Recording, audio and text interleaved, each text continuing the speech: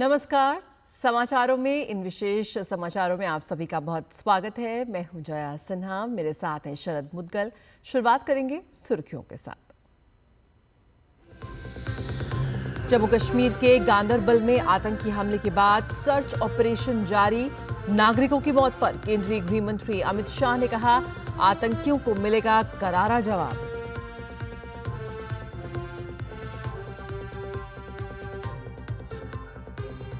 संगठन चुनाव की तैयारियों पर बीजेपी की आज बड़ी बैठक। जेपी नड्डा की अध्यक्षता में प्रदेश अध्यक्षों समेत संगठन महामंत्री और पदाधिकारी होंगे शामिल।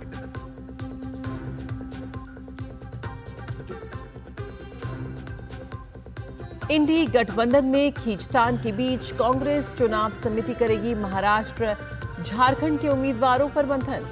झारखंड में आजसू ने जारी की पहली सूची।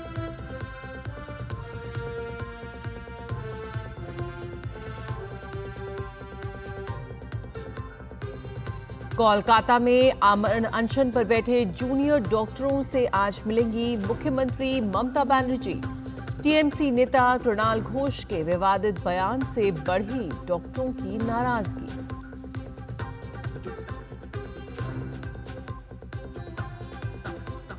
न्यूजीलैंड ने पहली बार जीता महिला T20 क्रिकेट विश्व कप का खिताब। दक्षिण अफ्रीका को 32 रनों से दी मात।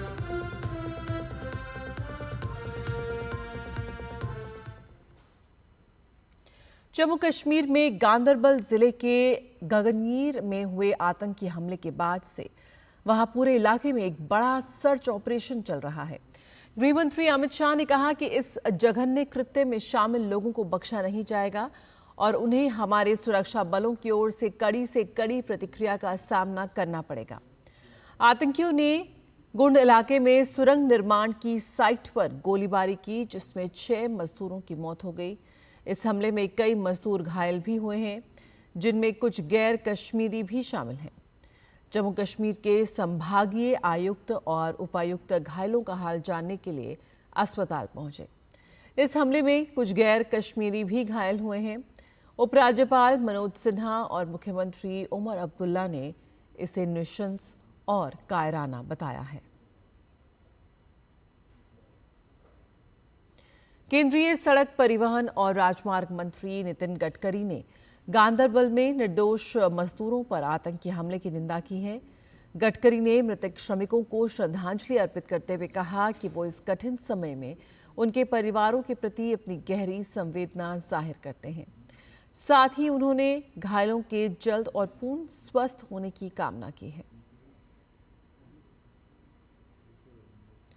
प्रधानमंत्री नरेंद्र मोदी आज NDTV world summit 2024 the India century को संबोधित करेंगे। कार्यक्रम को लेकर प्रधानमंत्री नरेंद्र मोदी ने एक्स पर एक पोस्ट में लिखा कि मैं एनडीटीवी वर्ल्ड समिट में द इंडिया सेंचुरी विषय पर संबोधित करने के लिए उत्सुक हूं। भारत के विकास की गति ने वास्तव में दुनिया का ध्यान आकर्षित किया है। हमारी युवा शक्ति हमारे देश को नई ऊंचाइयों पर ले जा रही है। मैं भारत की प्रगति के बारे में बात करूंगा और बताऊंगा कि हम वैश्विक स्तर पर एक उज्जवल स्थान क्यों बने हुए हैं।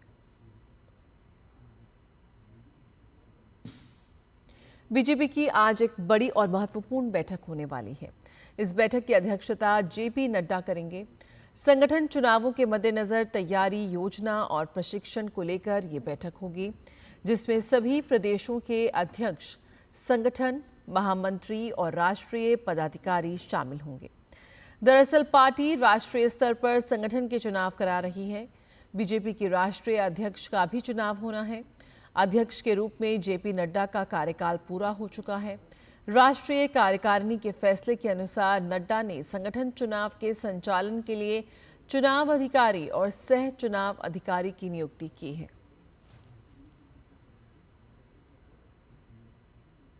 महाराष्ट्र और झारखंड विधानसभा चुनाव के लिए कांग्रेस केंद्रीय चुनाव समिति की आज दिल्ली में बैठक होगी।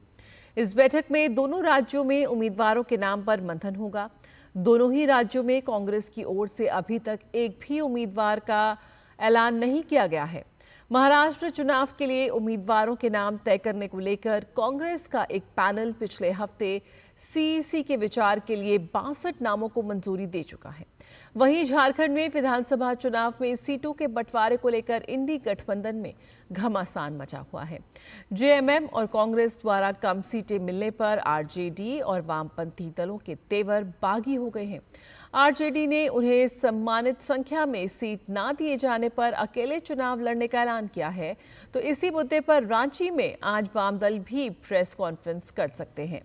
ऐसे में माना जा रहा है कि कांग्रेस की इस बैठक में इस पर भी चर्चा संभव है।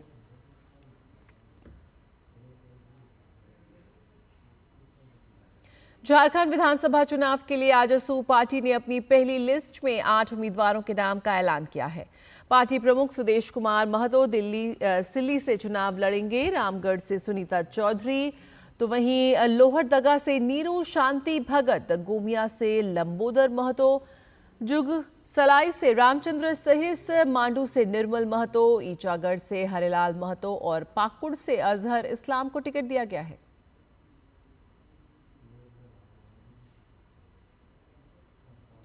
कोलकाता के आरजी कर मेडिकल कॉलेज में जूनियर डॉक्टर के रेप और हत्या मामले में प्रदर्शन कर रहे जूनियर डॉक्टरों का प्रतिनिधिमंडल आज पश्चिम बंगाल की मुख्यमंत्री ममता बनर्जी के साथ प्रस्तावित बैठक में शामिल होगा। हालांकि बैठक से पहले पश्चिम बंगाल के मुख्य सचिव ने अनशन पर बैठे डॉक्टरों को भूख हड़ताल वापस लेने की शर्त रखी थी, जिसे डॉक्टरों के प्रमुख संगठन पश्चिम बंगाल जूनियर डॉक्टर्स फ्रंट ने अस्वीकार कर दिया। उनका कहना है कि बैठक में वे इस मामले में अपनी मांगों को विस्तार से रखेंगे और वे बिना किसी पूर्व शर्त के बैठक में भाग लेंगे।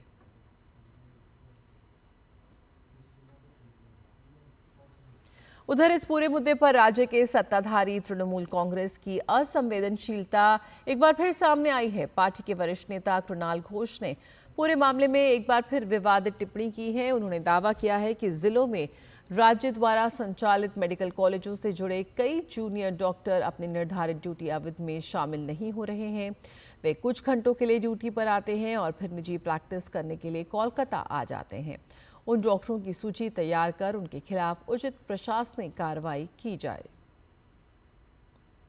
बलात्कार और हत्या के मुद्दे पर आंदोलन का नेतृत्व करने वाले जूनियर डॉक्टरों ने इस विवादित बयान पर रोष व्यक्त किया है। और न्यूजीलैंड महिला क्रिकेट टीम ने पहली बार टी20 विश्व कप का खिताब जीत लिया है। रविवार को दुबई इंटरनेशनल स्टेडियम में खेले गए फाइनल मुकाबले में टीम ने दक्षिण अफ्रीका की टीम को 32 रन से हराया। ये पहली बार है जब न्यूजीलैंड की टीम इस खिताब को जीतने में कामयाब रही। वहीं दक्षिण अफ्रीका की टीम लगातार दूसरी बार खिताब जीतने से चूक गई है। मैच में दक्षिण अफ्रीका की टीम ने टॉस जीता और पहले गेंदबाजी करने का फैसला किया। न्यूजीलैंड ने 20 ओवर में 5 विकेट पर 158 रन बनाए।